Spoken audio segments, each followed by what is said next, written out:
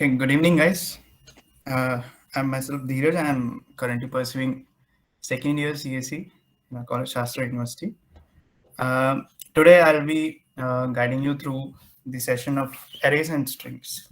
Okay, so what is the basic use of these things called arrays and strings in CP? So, I would like to know initially how many of you know what are arrays and strings. Like, are there any freshers, those who don't know anything at all, like don't know about arrays or don't know about strings? Any one of you? You can raise a hand if you are not feeling comfortable to unmute.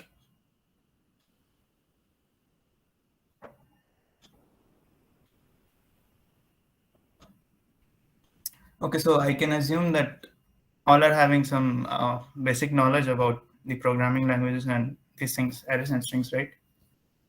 So today, what we are going to basically cover is various techniques that we are going to use while solving these arrays problems and strings problems. Most of the times, you might have encountered the problem called TLE while submitting your solution, and you might be wondering why is it so. So that TLE is nothing but time limit exceeded. I hope you know that. So why does that occur actually? So that occurs due to the time complexity, like time constraints given there. Like for this code, so and so time is like it is a time limit, like 1 second or 2 seconds.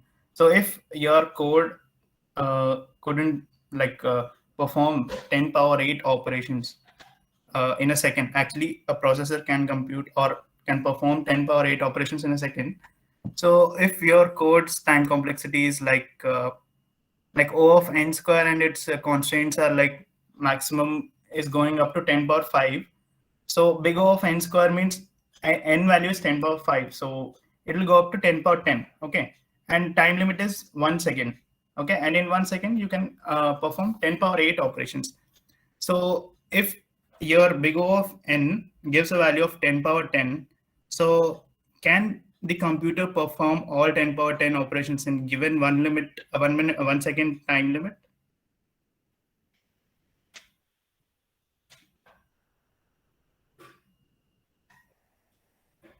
Any one of you? It's a simple math, I think. No, right? Yeah. So those techniques we are going to discuss today. I'm going to share my screen. Just a second.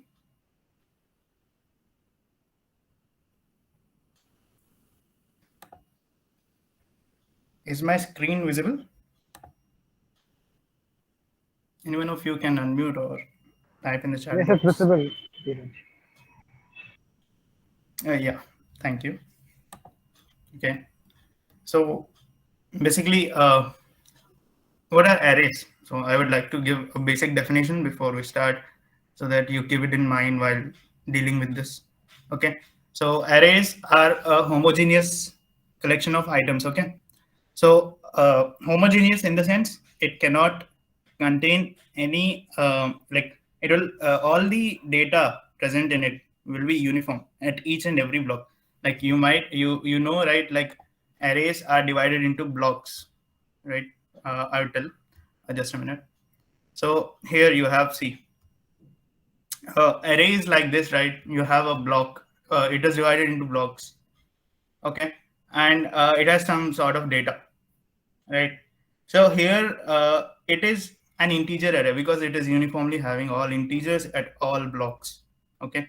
And indexing starts from 0 and so on. It goes till how many elements are there? You have 9 elements, so goes till 0 to n minus 1. You can say in general it goes to 0 to n minus 1 if the element contains n, if the array contains n elements. Okay. So this is basic. I'm telling about indexing and all. So arrays, we are having two types. One is a contiguous array, like it will be contiguously allocated memory. Okay. And another one is dynamic array. I hope this our team member Srishan covered it in previous session.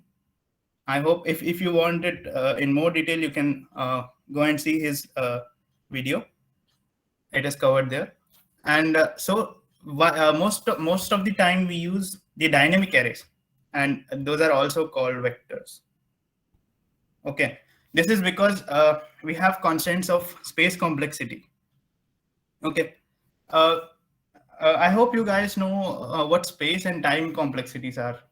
If you guys don't know, please let me know. I would give a crisp intro.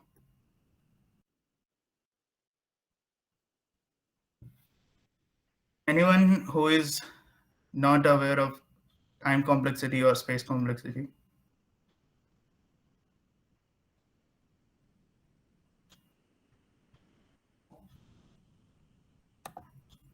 Okay, Om. Anyone else?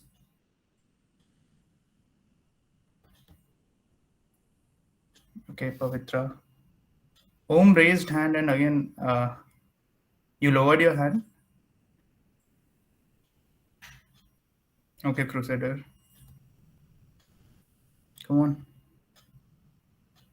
Okay, Chandu. Yeah. Don't call me sir, Uma Shankar. I'm not a sir. I'm just a student. Yeah, sure, sure, Tahirunisa. If I'm not wrong at pronouncing your name. All right, Gokul Krishna. All right. I'll explain. I'll explain it. Okay. So I'll just move on here. Right. Okay. First, let us see what is time complexity. Okay. Easy. So I would give a short intro. More detailed intro will be given in further sessions. All right, by our team members. I think this session coming. I think session number 4 will cover it. So please do watch it if you want it in more detail. Okay. So generally, a code's time complexity is measured by like the number of statements executed there. Okay. Uh, so we can take an example of a code number of statements.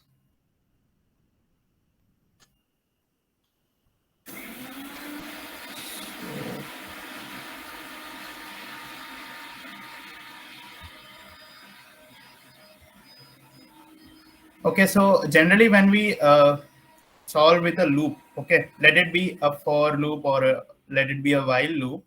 So what constraints you generally write in that? Like if you write a for loop,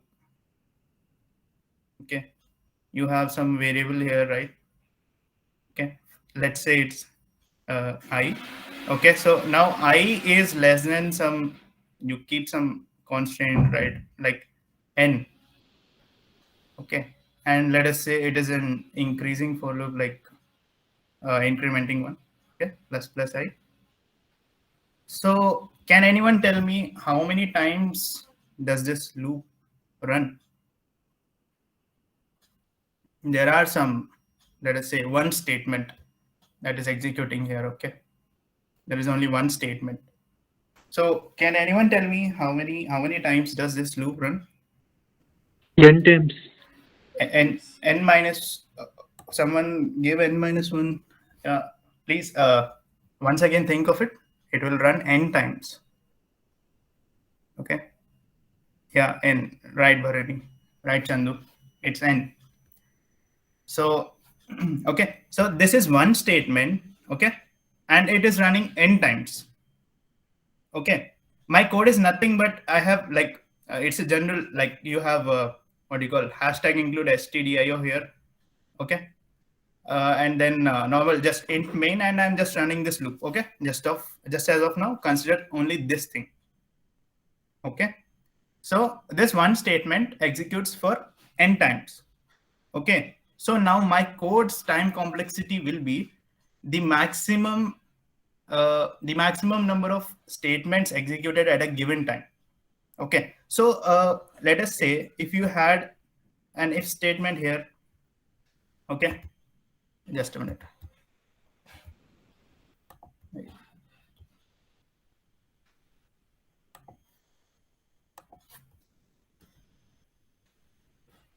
Just a minute, guys.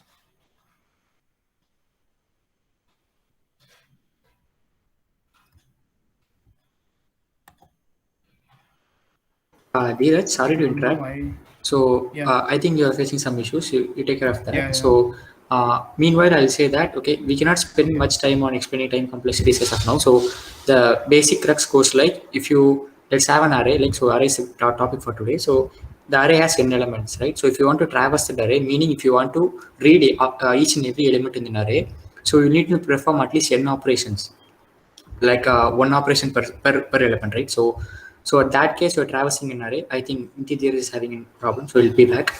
So if you have an array and then you have to traverse this entire array, you can never do it in better than a way that goes like a logarithmic of n values, right? So you have to spend you have to do n operations in such a way that so that you can actually check or read every element in an array, right? So you're performing this operation for n times. So we call this we put this operation in a class called linear time.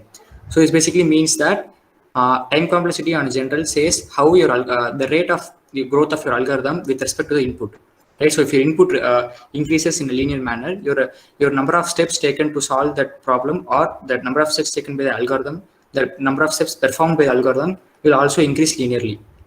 So if you have two for loops nested, like I'll type it now. Just give me a moment. I'll type in the chat.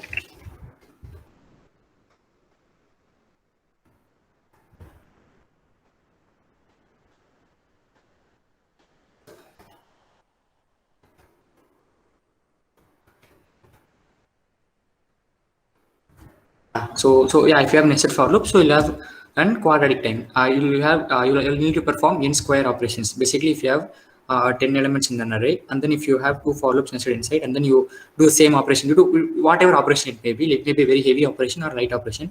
Then the basic thing that lies behind this time complexity concept is the number of times you perform an operation, right? It doesn't matter what operation is that. So okay, I think here is back. So if you have two for loops like that, I put in the chat. So you'll be the first for loop will run for n times, and then the second for loop, which is inside the first for loop, will run for one more maybe m times. So this goes like n into m. So this basically means that you have n square complexity, which says that if your size of the input increases linearly, the number of operations performed by your algorithm increases in a quadratic way, in n square manner, like the n square graph, right? So it increases in that manner. So it basically says tells you the rate of growth of your algorithm. That's what complexity deals with. So the uh, most of the problem that you deal with will come under any one of these complexity classes. We'll put into one category, right? So I cannot explain everything in detail as of now today because it's not a topic. Our topic is arrays and strings.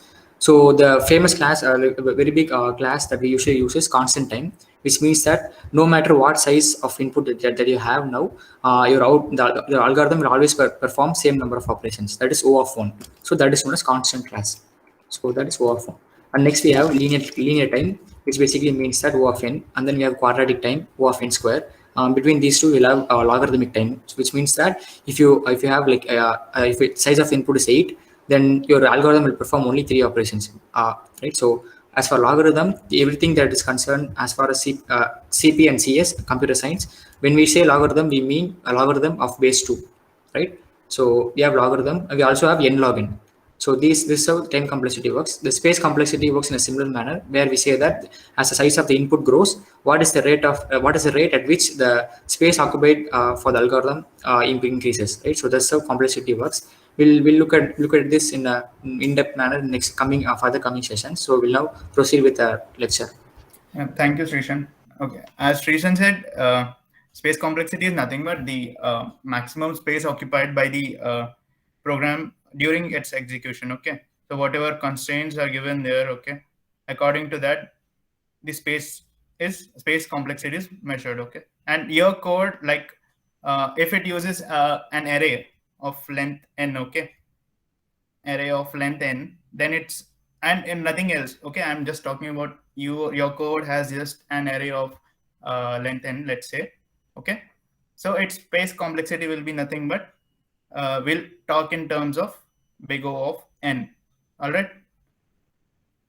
Similarly, in a similar fashion, if it was a 2D array, if it was a array of n again here, okay, then it would have been n square. Okay. All right. I think that's clear. It will be covered in detail in further sessions. Okay. Someone of you can unmute or tell, or you can just type in chat box if you feel comfortable with what has been explained till now. All right. All right, Narayanan. All right, Yashaswini. Fibonacci series has 2 power n complexity on recursive implementation. Yeah, yes, it Power n does. which, okay, you addressed it. Okay, fine. Okay, then let's move on to the various functions available from STL. If you have seen our previous sessions, okay, we have sort function. Okay, whatever order the array is in, okay, in whatever state it is in, let it be randomized or let it be in decreasing order. Okay, the sort function's basic function is, I mean, basic work is to sort your whole vector. Okay, mostly we'll use vector here. I'll tell you how to pass the arguments if it is an array, and how to pass the arguments if it is a vector. Okay, so its basic work is to just sort your vector in increasing order from lowest to highest. All right, then accumulate.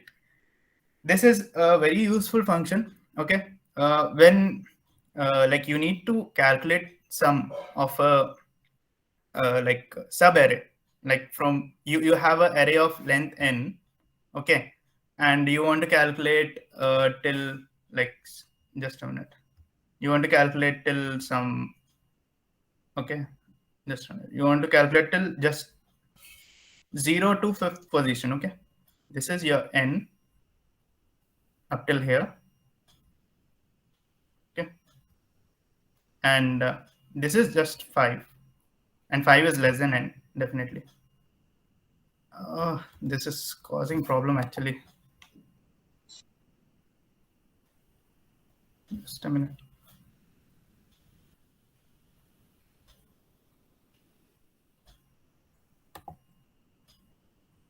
Is my screen visible?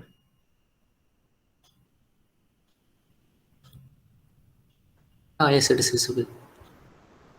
I think this one notebook got stuck.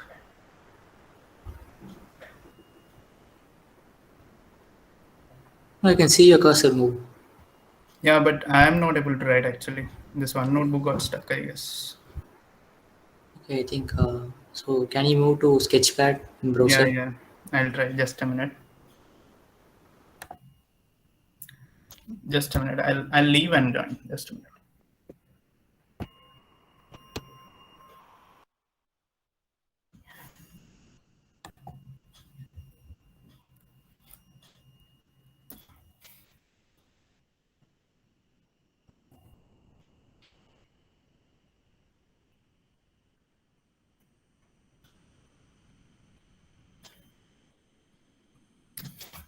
Okay.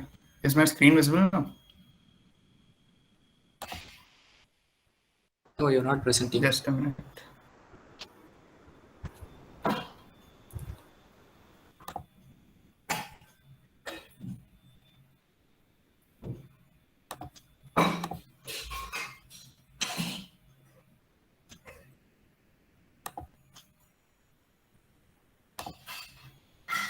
Okay. Now is it visible?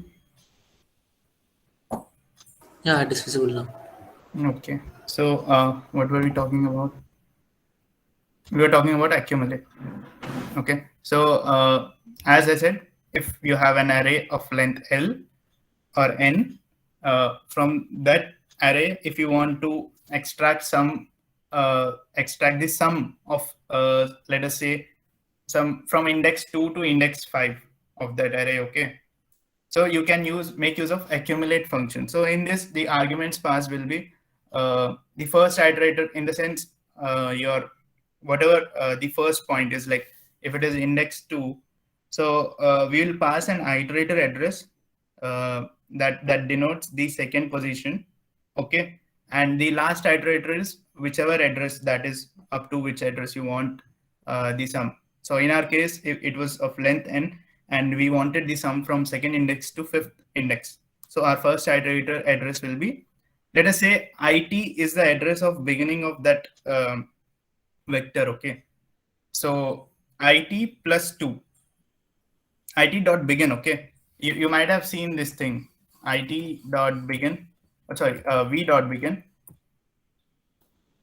in our previous session. So this will give your address to beginning of that array. Okay, vector, which is a dynamic array, and adding 2 to that address will give you the address that will point to the second index. Fine. Similar, in a similar fashion, you can get that address to 5. Right?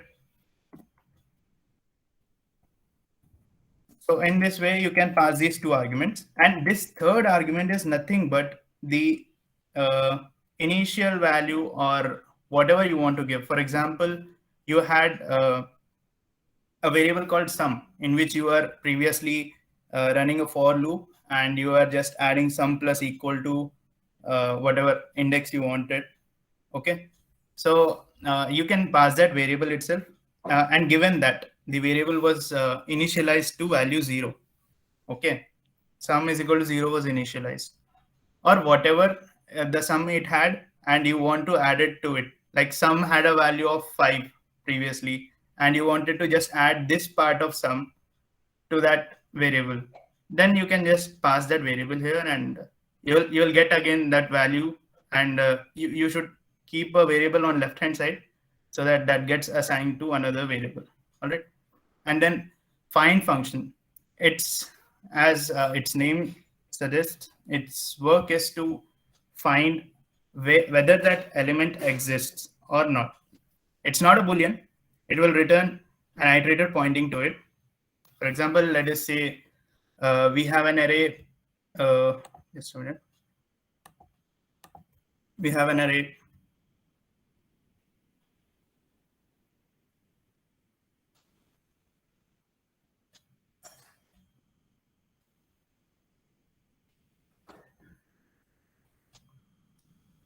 three,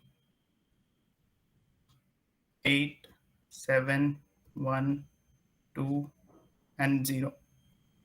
All right. Say we wanted to find an element 5.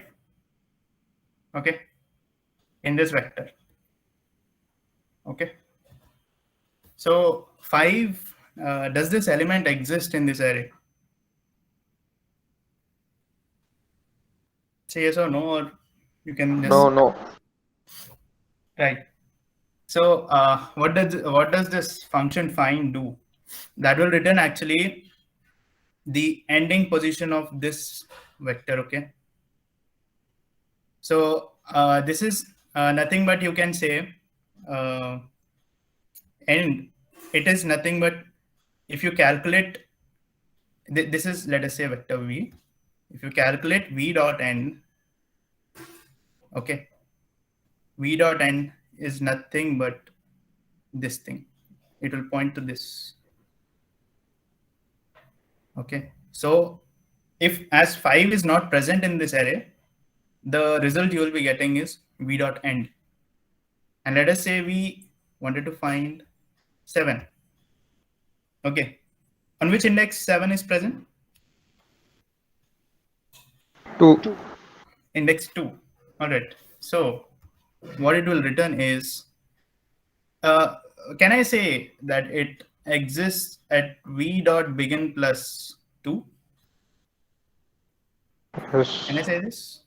Yeah, so it will return this address to the left hand side, whichever it is calling. Okay,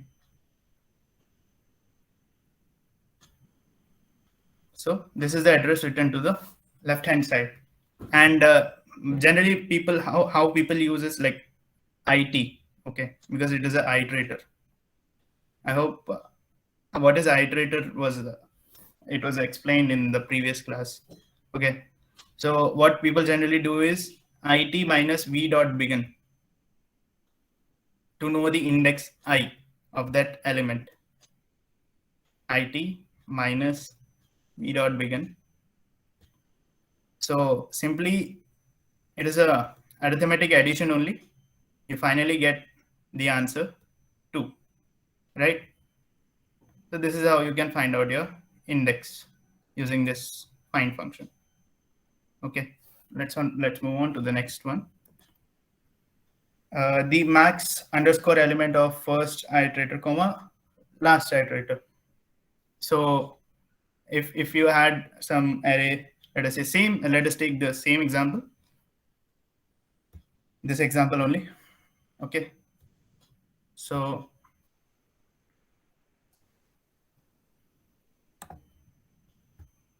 yeah, so what is the maximum element present? I mean, which element is the maximum of it?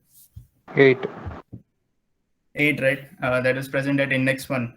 So using the knowledge which I gave in previous function, what should max underscore element return? Should return 8. No, max element will return some iterator only. So in what form it will be?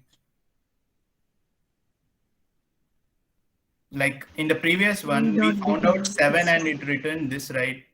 So similarly, I'm talking about what will it return for 8? V dot begin plus 1. Plus 1, all right. So that returns your address of 8. Okay, now how you can find out position? You can simply do it minus v dot begin. Similarly, like here. Is that clear? You will get again I is equal to 1, isn't it? So this is how you can make use of max underscore element. And one more thing, this max underscore element is without star. Okay. Now what if I place a star here? It will show the value. Show the value, right? How you can say, because if you place a star in front of a pointer, it will just give you the data value present, okay, at that pointer.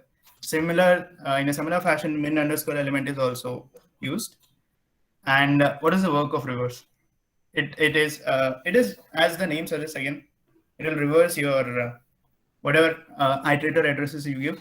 Okay, this works for string as well as this integer arrays or long int arrays or whatever it is.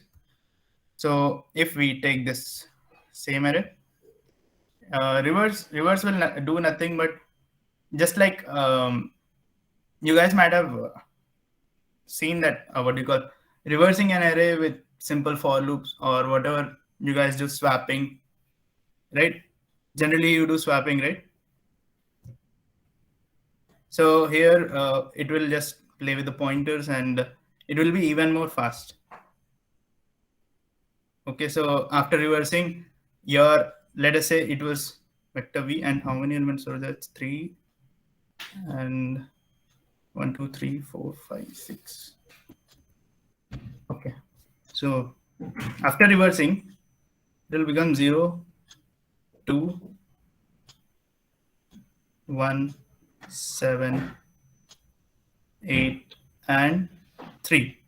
So what I mean to say is this was vector v. Okay, now this is also vector v, but this is after doing this reverse operation. Okay, so the vector v which pointed to this vector, okay, it has now been transformed like this. So you don't have any like original vector left. Okay, the original state doesn't exist. Everything will be changed. All right. So after this, now I'm going to discuss about the techniques available and how do we execute them, and I'll show the sample implementations. Later on, you can implement them in your system or however. Okay, and if time permits, we'll discuss a problem on it. Okay, it might or might not be placed. It might not be. Based on those techniques. So just you need to solve. Okay, I'll leave it to you. Okay, if time isn't available for us. So let us see first one. What is prefix sum array? As the name suggests, first of all, okay, let us know what is prefix. Oh, sorry. Can anyone tell me what is prefix in general?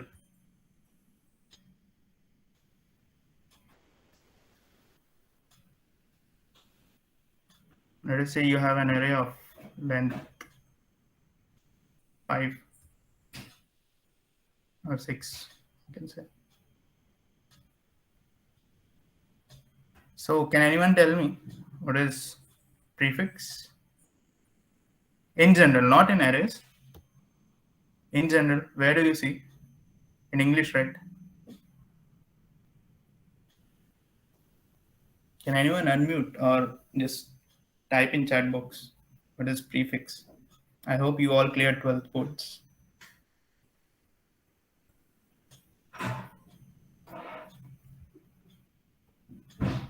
No one knows.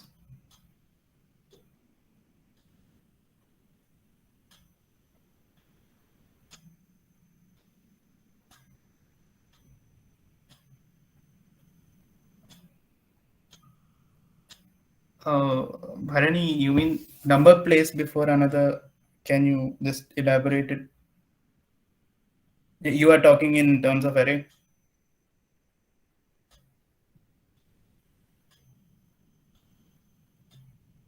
Okay, number placed before another.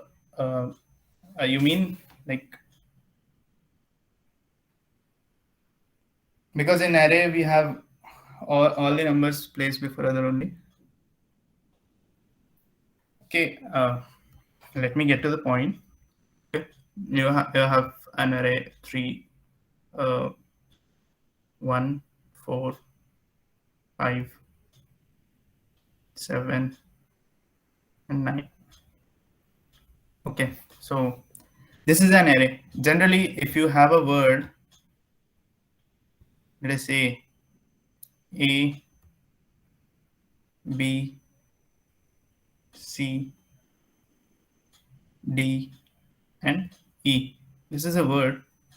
So can I say A is a prefix of A, B, C, D, E?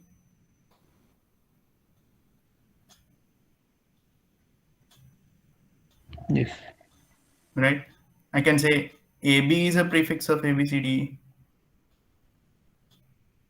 In a similar fashion, I can say ABC is also a prefix of ABCD, right? You can say ABCD is also a prefix of, and similarly till E also, D and E also. Okay, so what prefix sum array is? So in terms of array, what we can say, 3 is a prefix array, 3 1 is a prefix array, 3 1 4 is a prefix array, okay, 3 1 4 5 is a prefix array, and in a similar fashion up to 7 and up to 9. All right. So we were about to discuss about prefix sum array, right? Let us say PS. Okay, its work is nothing but you might have seen some questions like in which you might have encountered, like they might ask you what is the sum from second element to fifth element. So as I mentioned about time complexity, you might be calculating sum from, so this index, let us say they gave you index L and index R, and they are asking you to calculate sum between L and R. Okay, so what you generally do is you will initialize a for loop with I equals to L, right? And that goes on till R, right? I less than R. Sorry, this will be your condition generally, right? So this will take, as I said, in the worst case, we talk in terms of worst case and best case. So mostly we talk about worst cases only, because if our case works most efficiently in worst case, then definitely, yeah, it will work the best. Okay, in the best case. So that's why we talk about worst case. So in worst case, it will be O of n only, right? I hope you can correlate with the explanation I gave about time complexity earlier. So to minimize this, as my co-teammate said, we prefer mostly O of 1. Okay, O of 1 means nothing but in constant time you are accessing the sum from L to R. Okay, so this is our agenda. So in O of 1, we can access the sum from L to R. That is the motto of prefix sum array. So how do you do this? What if I create an array called PS? Okay, which will be of length length n, definitely. Okay, so n means here what was the length? 6. So it is also 6. Let us create the array.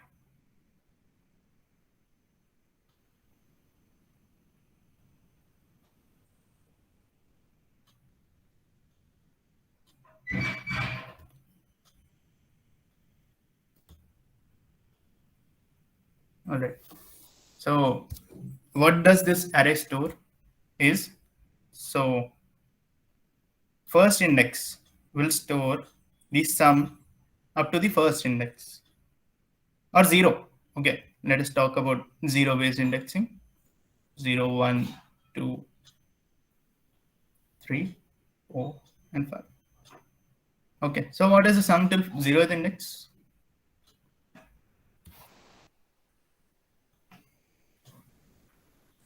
3. 3. So this array must store the value 3 in 0th index. Right. Now, when I talk the element to be stored at index number 1 in this array, it means nothing but the sum till first index. So what is the sum till first index? 4. Here, 4. So we should store 4 here. And similarly, you can fill all the other blocks. Yeah, one by one, you can tell me what will be the sum. What is the sum to be filled in second index? 8. 8. Yeah. Next one. 13. Yeah. Then 20 and 29. 20 and 29. All right. Perfect. Okay. So you stored all the values here. Now, what was our original question? I wanted sum between second and fourth index. Okay, from second to fourth index. So manually, if you calculate what's the value you're getting, it is 16, right?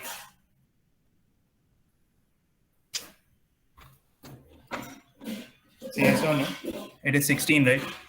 Yes, yes. Yeah. So using this, so how do you calculate? You'll put a for loop and you will initiate to I value to 2 and just run it till 4. Get the value of sum plus, you do sum plus equal to, right? Okay. So this is your, what do you call, conventional method, right?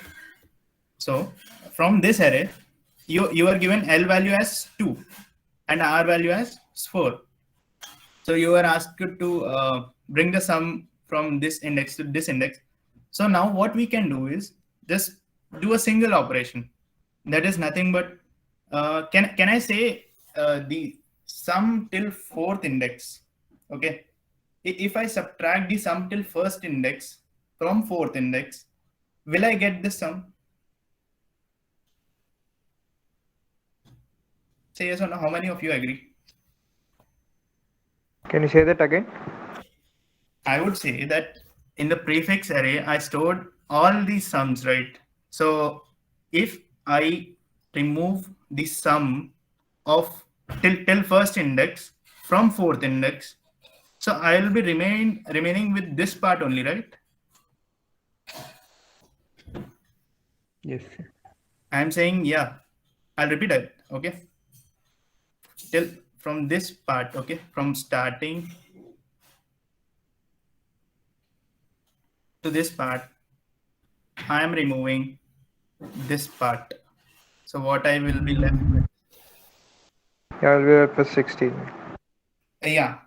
And when you calculated it manually, you were getting the answer 16. Am I right? Okay, you have to see from here. You'll be subtracting 4 from 20. Right? Are you able to correlate? Yes, yes, yes. We'll be subtracting 4 from 20. What is the answer? 16, right? 16. And you are manually checking you got 16. So this is nothing but what is this? Let us say this array was V. What you need to do for every query, let us say this is known as query, okay? You are given L and R and you are asked to calculate the sum between L and R. So what you need to do is just do V of R minus V of L minus 1. Why L minus 1? Because see, you are given L as 2 and R as 4. Okay. So V of 4 you are taking as the main value from which you are subtracting. All right. So now the value you will subtract, should it be V of L? If you take it as V of L, like Value will be 8. number 2, yeah, you'll get invalid answer. So that will, if you take V of L minus 1, then only it will make sense. And you get the right answer. Right? I hope you guys understood what is prefix of array. If you have any doubts, please raise. Or you can type in chat box also.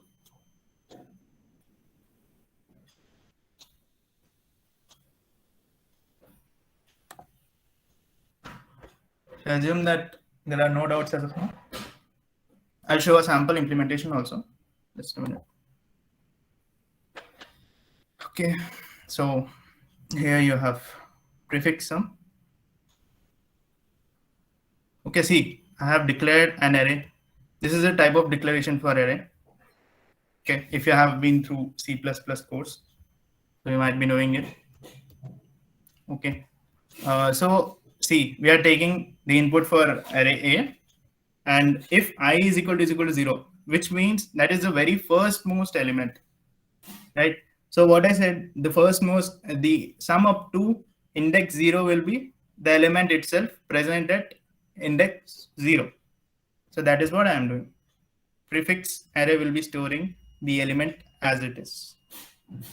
Okay, and otherwise it should just add up to the prefix sum of I minus 1. So let us say I came to 1. So prefix of 1 should be equal to A of 1 plus prefix array of 0. Okay, it is because prefix array of 0 will be storing sum till 0th index, and what you all need to do is just the add the element that you took input just now, and that is nothing but A of I, and you are storing it in the prefix array at ith index, right? I'll show you. See, we'll take just queries, and I'm just printing sum till index. Okay, because I'm taking just in up to which index we need a sum.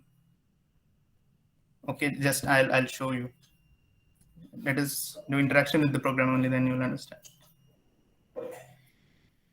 Okay, let us say we had 5 elements. We'll take simple 1, 2, 3, 4, and 5.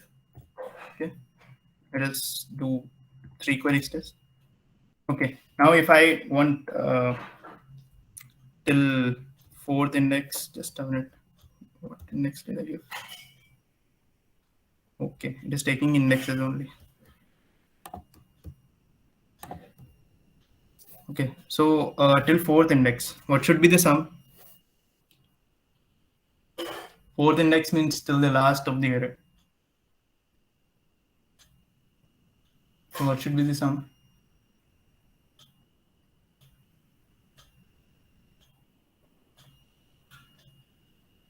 Yeah, anyone of you can unmute and tell or just type it in. 10, 10. Can you just think of it again? It will be 10. I'm saying 4th index means till last of the array. Okay, then it'll be the total sum of Yeah, this 15. total sum is 15. All right. Okay. Now 3 up to second index means up to 1, 2, and 3. 1 plus 2 plus 3 is 6. Okay, so in a similar fashion to third index, that is 10. Okay, what I did is nothing but I just used this. Okay, I'm just outputting this value. Otherwise, what you people generally do is you will put a for loop here, calculate sum, and then you will do this outputting something here. Okay, that is what generally people do. So this is how our time gets saved here. Okay, now let's move on to difference array. Okay, what is difference array? Generally, difference arrays are used in a situation where you are like required to update the array. Yeah, Dheeraj, sorry for Yeah. interrupting. Yeah. Yeah, everything is going good, and I think people have understood everything you have discussed earlier. So it will be better if you just increase your pace a little bit because we are just running out of time. Yeah. Sure. Sure. Yeah, okay. Yeah. So for difference arrays, its work is nothing but like in situations where we update the array, okay, from some index I comma j, like we do a query like update of some L comma R with a value of 10. So it denotes nothing but from index L, which is left index, to right index, we increase all the values by a factor of 10. So what it's a for a simple approach can be nothing but you will just initialize I with L and run it till R, and you can add 10 to all the elements present in between these indices. All right, this is a normal approach. So what difference array, how it helps you is, let me tell you. Okay.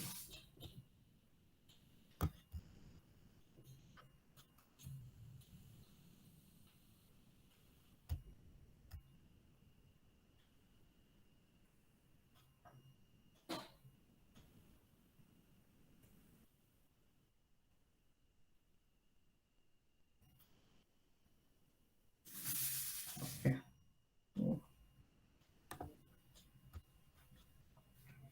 Yeah. So you have an array of size 6, let us say.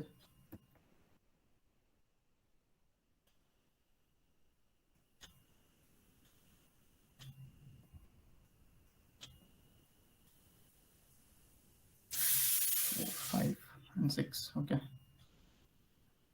So again, you have 3, 5, 1, 0, 2, and 4. Okay. Now I would give you queries in the form L comma R comma the value which I want you to use to increment it. Okay. So generally, I told you general approach is, that is initializing I to L and running till L R and just adding value to it. So what difference array is? This is just general array V. Now I'll initialize array D. Okay. Now this will be of size n plus 1. I'll tell you the reason why. So previously it was of size 6, so now it should be 7. Okay, so how we initialize is for the very starting element, we have, wait a minute, let me just index it, 0, 1, 2, 3, 4, and 5. So 0 index remains as 0th index itself, like in the previous case we had in prefix sum array. Okay, so now as the name suggests, here is the original, what do you call, application of it, difference array. So what we'll do is calculate the differences with respect to previous one. We'll store it. So it will be 2 minus 4 because it is 1 minus 5. Okay, we'll take I and subtract I minus 1th element from it. Okay. This is how we'll initialize the difference array. Okay, so 1 minus 5 will be minus 4. In a similar fashion, it will be minus 1. This will be 2. This will be 4 minus 2. That will be Okay. And in the last one, what we'll fill is the element itself. Okay. So here, what was the last element? That is 4. It is nothing but it won't make actually it won't make any difference. Actually, we won't use it much. So I'll show the actual implementation for this. So generally, if you refer to this as V1 and you refer to this as V2, I'll just take 3 elements to explain this. Okay. So what you stored here V1, V2 minus V1, V2 minus V1. You stored here V3 minus V2. Okay.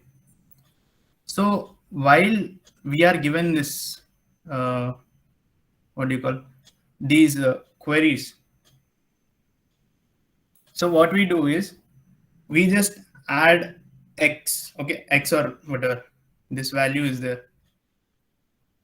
If you add v1 plus c, you add value to this 0 index, it will become v1 plus, I'm writing it as x, okay, because val is long to write. Let's say it as x. Okay. While updating, now I'll add the element 0, element present at 0th index to this one. So what is the element right now? That will be v1 plus x. So if I add v1 plus x to this v2 minus v1, what will it become?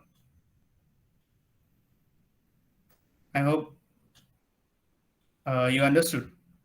What will be the result? Can anyone unmute and tell me?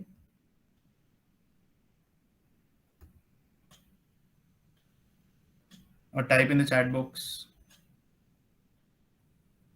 v2 minus v1 plus v1 plus x. It should yield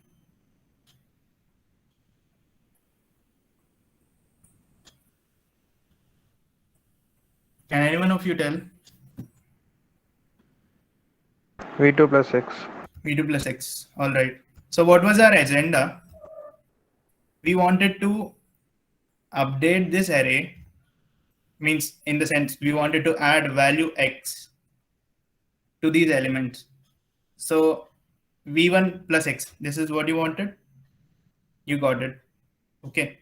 Then just simply adding previous element to it made it become just v2 plus x. Okay. In a similar fashion, if you consider this v3 minus v2, what you will add to it? The element present at first index. So what is present at first index? That is v2 minus v1. What is its simplified form? The present value. The present value after adding v1 to it, you just get this v2 plus x. So what do you have here? v3 minus v2 plus plus v2 plus x will again yield you v3 plus x. In a similar fashion, it goes for other elements also. Okay. So when they ask you for the range update, this is called range update query. This is the range L to R, and they want you to update with value x. Let it be addition or subtract. It will work for addition mainly, and I hope it will work for subtraction also. So this is what the technique is. Let me show you implementation for this. Running out of time for this. Just a minute. Okay, see. I have initialized, as I said, it will be of size n plus 1. Okay. So I told, right, you will take input for array A. This is our main array. And store in, you will initialize this difference array. Okay. So if I is greater than or equal to 1. So it means if I is equal to 0, we should do this. Okay. Initialize the 0th element with 0th element of array A. And the last element is 0. Okay. Actually, it is of no use, but still, to make that, what do you call, the differences go on till nth you run the loop till nth element, right? So to work for n minus I minus 1 also it is used. Okay. So number of update queries, we take it in form L comma R comma X. You take input for that. Okay. So generally, okay, I forgot to tell about this. So if you take L and R, we generally just do addition in X, addition of X to the L index. So just let me tell you here. So how it will work, just a minute. Let me take an example of a query.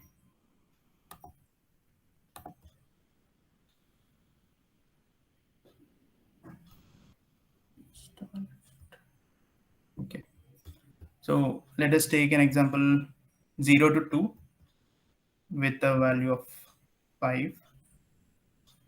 What is your value of L? That is 0 and R is 2. Okay. So what you generally do is difference array of 0 that is added with what do you call X. Okay. So that is plus equal to X you are doing. So what value do you add? 5, right? So this should yield you 8. Okay. Then what do you do? Difference of R plus 1, that is third element, right? Third one. You subtract X from it, and what you get is this index 3 minus 1 minus 5.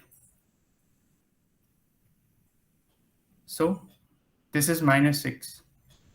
So up till this, you are doing this. Initially, you do just this thing. Okay. And while printing the array, you just need to just add the previous element to the next one. Okay. Just the way we did here. The same logic applies. And that's why we don't get any extra this thing v1 or v2. It just remains v3 plus x. Okay, I'll show you here.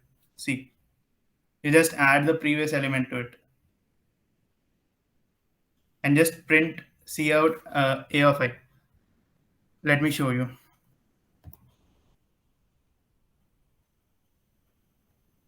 So let us say 5 elements, 1, 2, 3, 4, and 5. Okay, let us do queries, and let us say from index 1 to index 2, I want to update with a value of 5. Okay, so you can observe, right? 2 and 3 are updated as 7 and 8. And similarly, you can do 0 and 4 and 10. So see, all values are added with 10. Okay, the logic which I told with that will work for all the queries like this. All right. Now let us move on to one more famous technique that is called sliding window technique. Okay, so the basic work of this technique is to like I have given you a task to find out the largest sum possible in the array using some k elements, k number of elements. Okay, like I'll show you. There are again 6 elements, or yeah, 6. Okay, 1, 2, 3, 4, 5, and 6. Okay, so in this 5 elements, let us say 3 minus 1, 2 minus 2, 0, and 5. All right. So if we were to calculate the maximum sum possible in this array with some subarray of length 3. Okay, total length is 6. Now I am saying you need to calculate the maximum sum possible with a subarray of length 3. So can you guys tell me what will be this subarray? Just calculate manually. Which subarray will yield a sum of 3? I mean, sorry, of length 3. It should give us the maximum sum.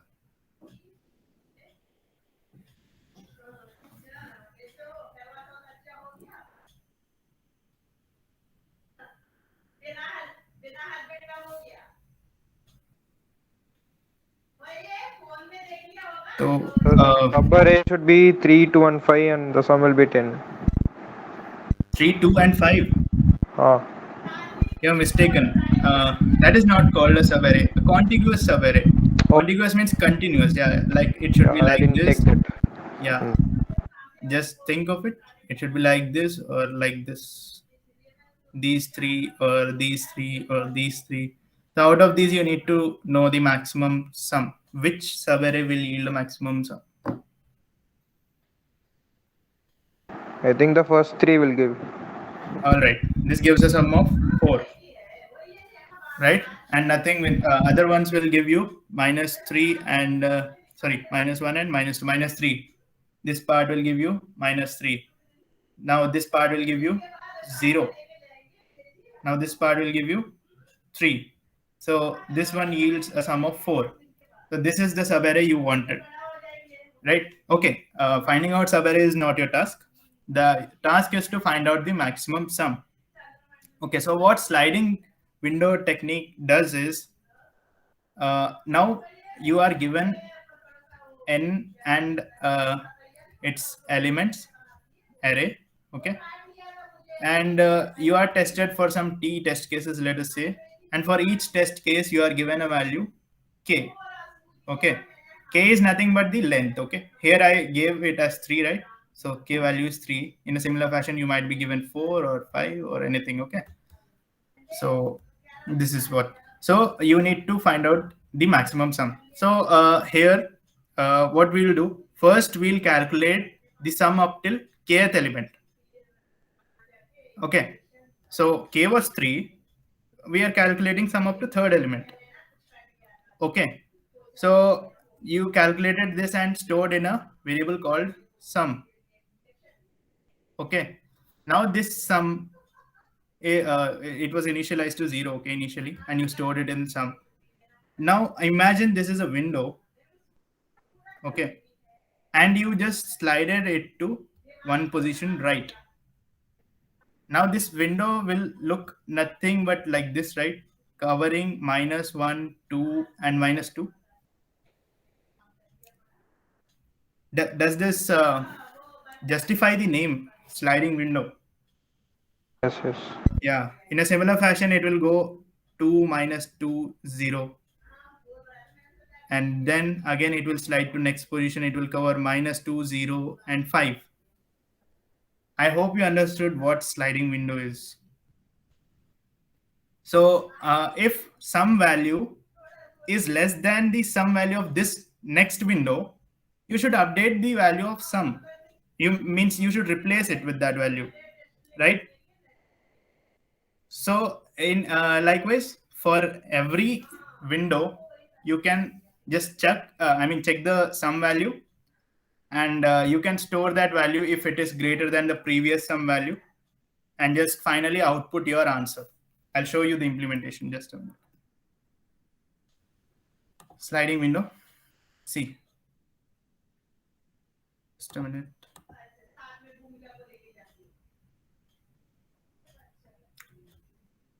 See. So initially, where is it?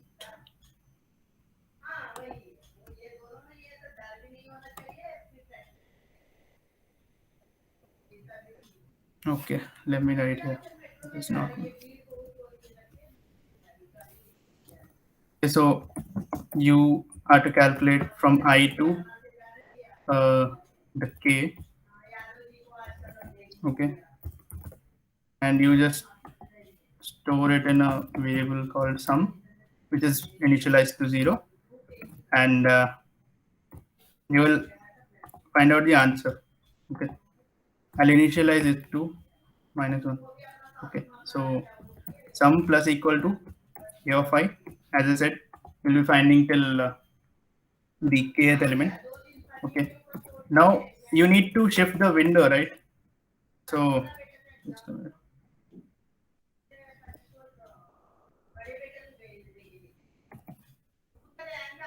Okay, so you need to shift the window, right? You have sum till kth one.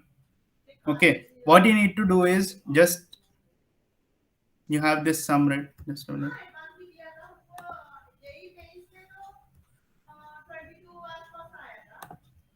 Yeah, you have sum. So when you are sliding, what you need to do is just add the next element and subtract the previous last element. So in this case, you had a window from 3 minus 1 2. Okay, now you need to move to -1 2 -2. So if you add this value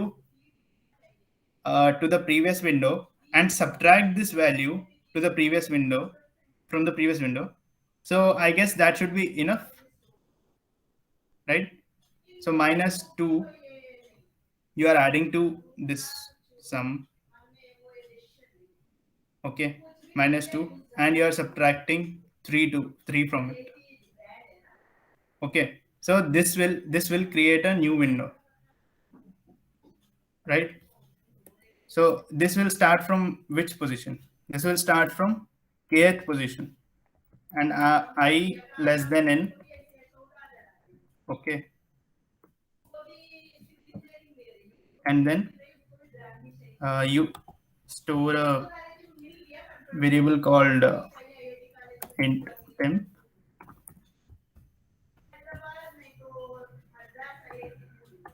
Temp equal to sum. Okay, so what you do, temp plus equal to a of, it will be a of k only, right? This is a of 3 only, right? So a of I plus k, because see that should move on, right? If I becomes, sorry, n minus k.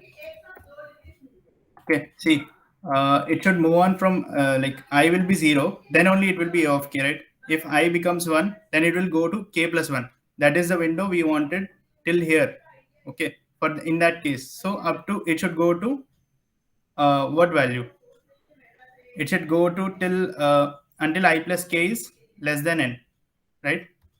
Until I plus k remains less than n, or you can say I is less than n minus k. This is your condition for loop. Okay, so this is what I have written here. Okay, so you add the next element and you subtract the first element,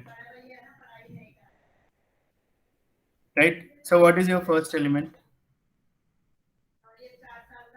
This 0th element, right? So how you will denote this element? Can anyone unmute and tell me? Like we denoted this one I plus k. Array, it is simply I here. I hope you can understand. Now I moves to 1, then you remove this part and then add this part. Your window slides to next. Okay. So just a minute. Temp. Sorry. Temp. Okay, so if that what should be a condition? So this temp is nothing but you are sliding the window and calculating this sum and storing in temp. So if this temp is greater than what previous one, so you should exchange it, right? Are you guys able to understand? Yes. Yeah, so how many of you guys agree that we need to just if this sum is greater than previous one, we just exchange this with our answer, right? So what we need to type here will be this is temp is initialized to sum. Now if this temp is greater than sum, so you should have your answer as, this answer should also be your sum only.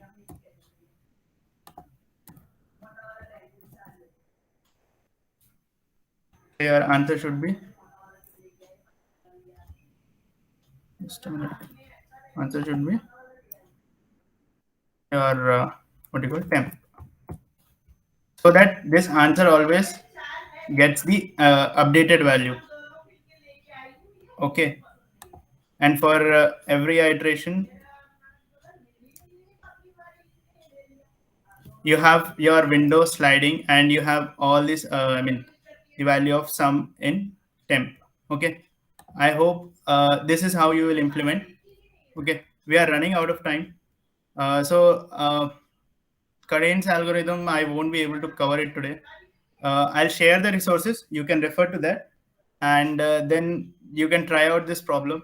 Okay, I have given my solution as well. So I would request you to just try it by yourself. Okay. Now let us just see what are strings in just a crisp manner. It is nothing but like arrays only. You can work it out similar in a similar fashion. So in strings, string is a predefined class in C++. Okay. So if you, otherwise you can make use of this character array. Okay, so this is again a static array, the definition given by our co-teammate in the previous session. Okay, so string is, again, it is a dynamic array, you can say. You need not specify any size, like unlike arrays or whatever. So as you know, vectors also doesn't need any size.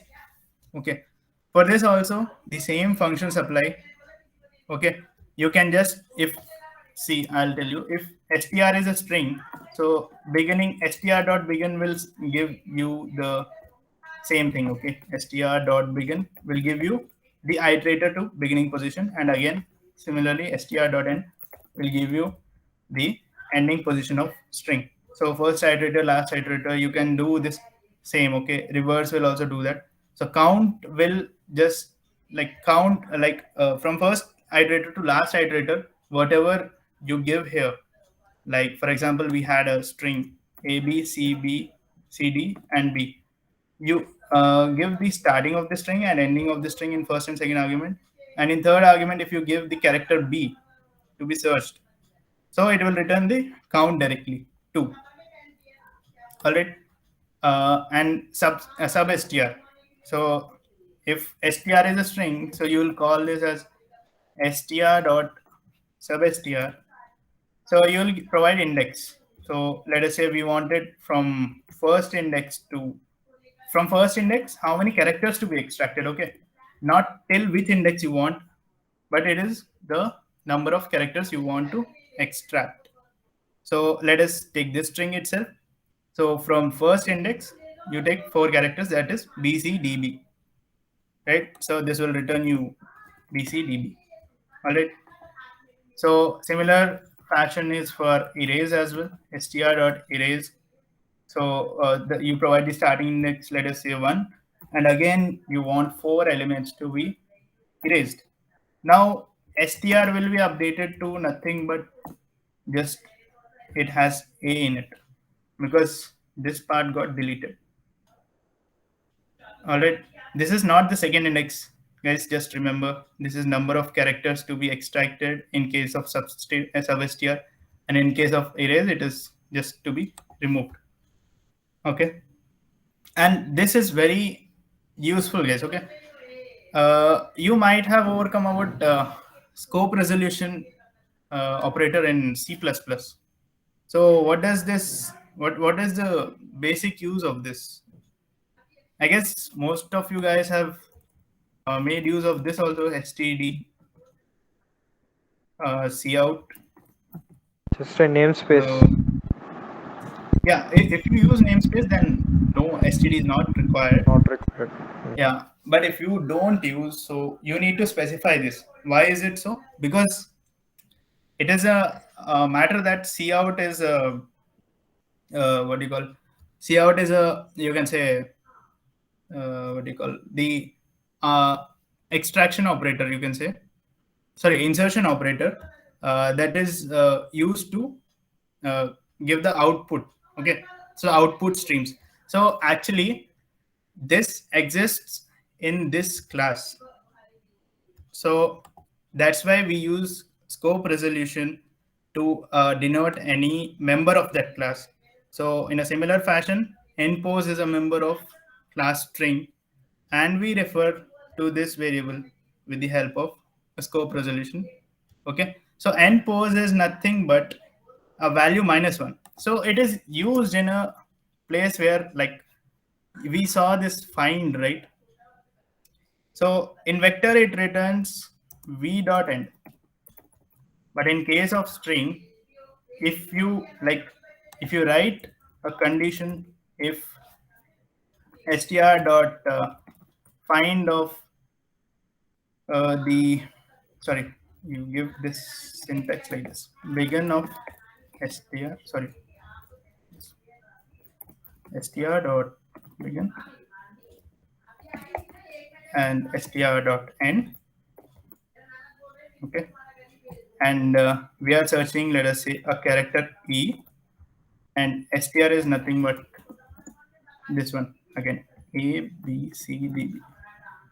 All right, so this, if this equal to string npose. Okay, so we generally make use of this like this, I mean this string npose. So this function in case of string will return -1, and hence you can make use of this string npose to compare. Okay, for for whatever condition it may be, you might be checking. So this thing is useful in such cases. And we are running out of time, so I might not be able to discuss these problems, but I have given you these problems for practice, and my team will be sharing the resources for all these. Okay, for all kinds of functions and all kinds of techniques present here, you can just go through the resources. Okay, and if you want, I'll show the questions. If you guys want to see, I'll just give an explanation about the questions.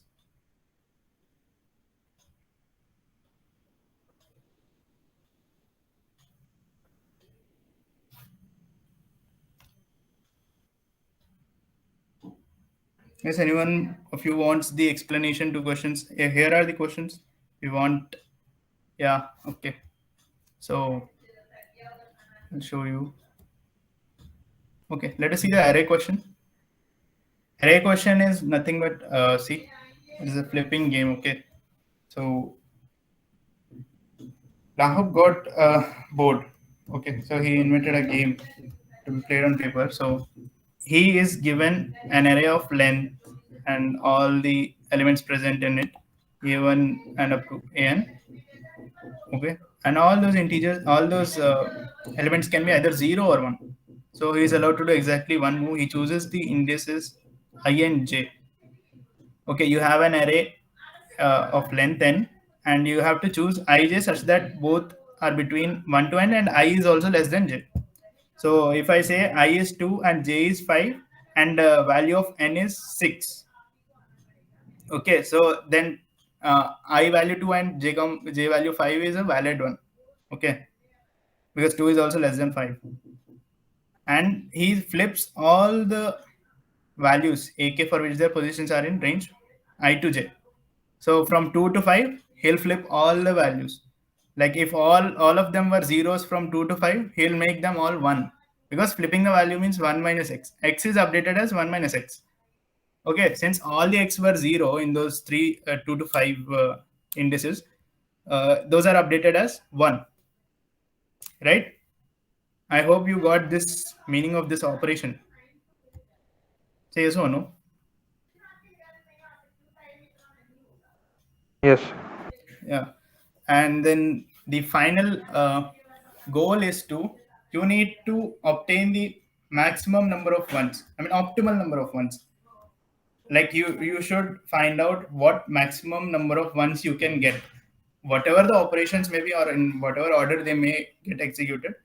But you need to find out what can be the maximum number of ones that you can get at the, I mean in last, I mean the optimal number of ones that you can get in whatever way you just flip the values. Okay, so you need to write a program for this. If you have any doubts, do ping us in our server. Our team is ready to answer you. Okay, I hope the question is clear. Let us discuss the test case also. See, he gave length of 5, 1, 0, 0, 1, comma 0. So we can have a maximum of 4 ones. How? This is because he chose this thing, I as 2 and j as 5.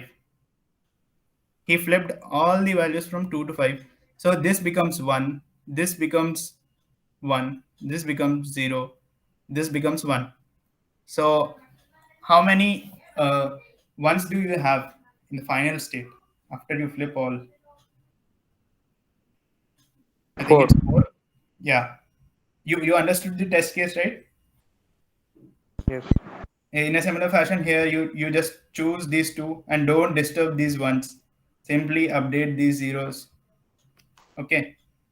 And remember that you need to choose a continuous subarray. Okay. Don't do the mistake like in a prefix array you just told that from 2 and this. Okay. Don't do that. It is a contiguous subarray. You need to choose and flip the values. All right.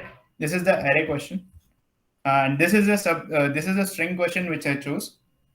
Okay. Vasya works as a DJ. Okay, in this so and so nightclub. Okay, so recently he decided to take a couple of old songs and make dubstep remixes from them. Okay, so let's assume that a song consists of some number of words. To make the dubstep remix of this song, Vasya inserts a certain number of words WUB before the first word of the song. The number may be 0. So they certain number of words WUB before the first word of the song. So he may insert 0 WUB also. Okay, and also he inserts after the last word. Also it may be 0. Okay, 0, 1 or whatever. And between the words there will be at least one. Like there is a line called I am a Dheeraj. I am Dheeraj. So you have WUB between I and am. Okay. And similarly, there will be a WUB between am and Dheeraj. Okay. And he also mentioned that in starting and ending. Where is this? Before the first word of the song. Okay. And after the last word of the song. If there were 0 words, then there will be nothing, right? Okay. And then the boy glues together all the words, including WUB, in one string. See, for example, a song with words I am XC can transform into a dubstep remix. WUB, WUB. So it's his wish. He may add 2 or 3 or 0. It's up to him. But in between from I am X, there will be only one WUB between neighboring words. After X, he may add 0 or he may add 1 or 2. It's up to him. Okay, before and after is not in our hands, but in between, yeah, we know that only one WUB will be added, like here from I to am, and similarly from am to this one, X. Okay, then see, you can go to the test cases and check out what kind of pattern you have. Okay, so I hope you can just go and try out these questions. Rest anything? Do you have any doubts?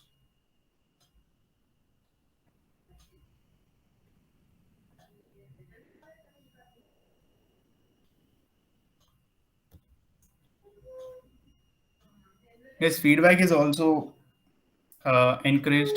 You guys can give a feedback on what you expect from us about the sessions? So yeah, if everything is clear, Yeah, thank you, Yashaswini. yeah, I think everything is clear. So no one Yeah, has we any can, doubts. if everything is okay, we can wind up. Yeah, so thank you so much, Dheeraj, for this wonderful session. So the reason for us conducting this session on Tuesday is that Sunday third year guys were having open elective exams, and from here Yeah, onwards we will be having the sessions on mostly on Sundays. So this week we are planning to have searching and sorting algorithms. So don't turn up for it, and the posters will be available by Thursday or Friday. So do look out for it. And yeah, hope you're having a great session. And we would like to see a lot of 4-star, 5-star coders from our college, and that is our aim. And that's why we are putting in a lot of hard work to conduct these sessions. So do turn up, keep supporting us, keep practicing, and make Sastra and our team proud. So yeah, have a good day. Bye bye. thank you guys. Bye.